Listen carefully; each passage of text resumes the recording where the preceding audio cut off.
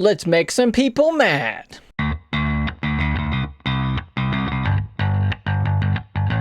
So guys, we finally have a launch date and prices for the PlayStation 5. Thank God. The days of Sony and Microsoft playing chicken with each other about who's going to announce their price when, who's going to do it first, those days are over. We now know that the PlayStation 5 will launch November 12th for $499 US, and for $399 US when you're buying the digital only edition, which if I was going to buy one, that's the one I would buy. Who uses discs anymore? So what I'm going to do here is I'm going to go over a few of the reasons why I think if you're going to buy a console, why you might want to choose the PlayStation 5 over the Xbox Series X or S. So let's talk about the obvious one.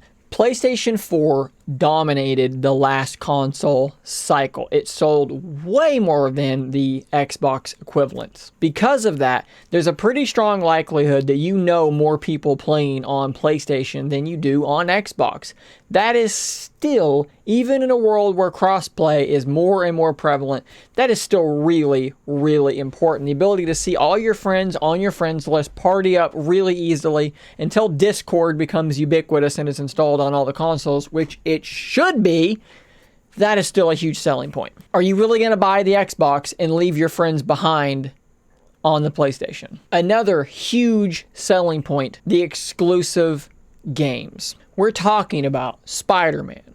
We're talking about God of War Ragnarok. We're talking about Horizon Forbidden West, Gran Turismo, Ratchet and Clank, Demon Souls. We're talking about the continuation of things like, who knows, maybe Naughty Dog's got something coming. What is Sucker Punch's next game? Sony San Diego with MLB The Show, what do they have coming? Sony has always had a plethora of first-party exclusive games on their console, and for me, that was always the selling point. Why did I have to have the PS3? Well, look, I was going to play The Last of Us one way or another.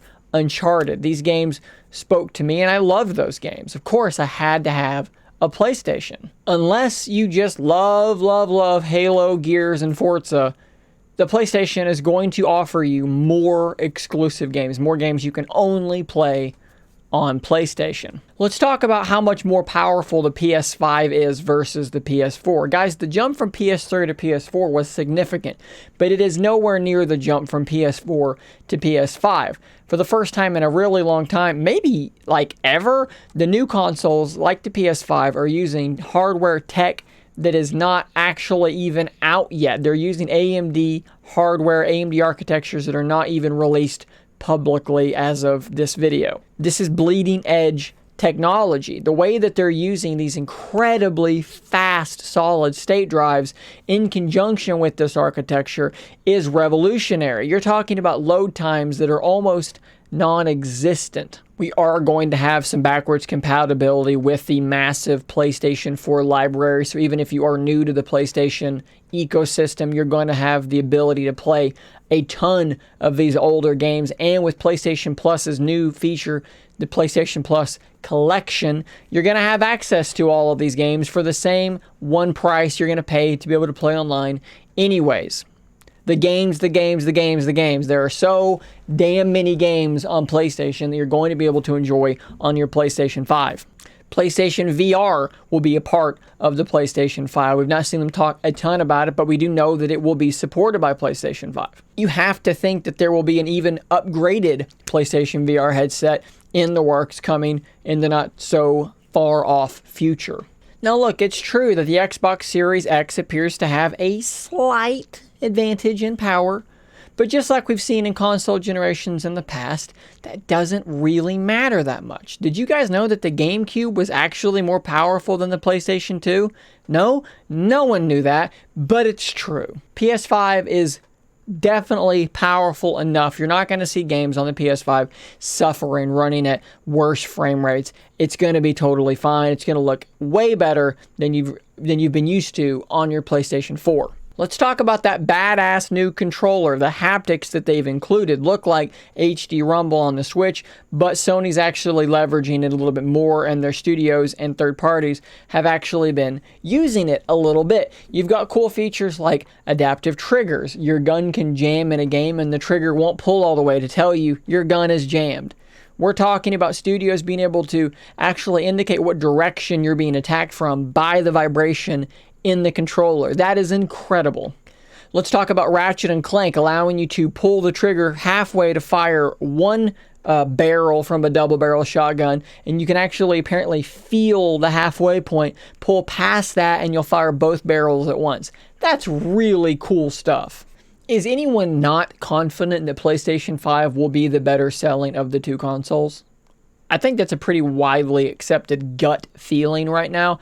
And of course, you're going to want to be on the winning team, right? That's just going to get you more support. Having the console that sold the best is an easy choice because you're going to get more games. You're going to get more support for those games. You're going to get more features for those games. It's an easy choice.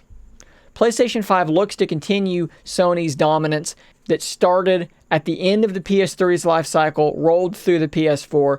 Momentum is on their side. Doesn't look like it's going to stop anytime soon. So guys, that is my reasoning for why if you're going to buy a new console, maybe you should buy the PlayStation 5. Now, before the fanboys get too angry in the comments below, I'm playing devil's advocate here because I'm actually not probably going to buy any of the new consoles. And in fact, I will be making a video in the next few days doing the same thing for why you should buy an Xbox Series S or Series X.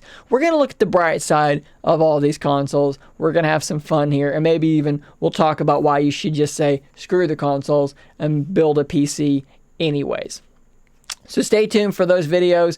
Get all mad in the comments down below. Get ready for the next video in which you can get mad in the comments below, and I will probably just ignore your fanboy, keyboard smashing and roll on to the next video. And until that next video, stay nerdy, my friends. If you enjoy my content, please consider becoming a Scary If Literal member. You'll get access to a whole bunch of emoticons to use with live streams and a shout out on an upcoming video. Thanks as always for your continued support.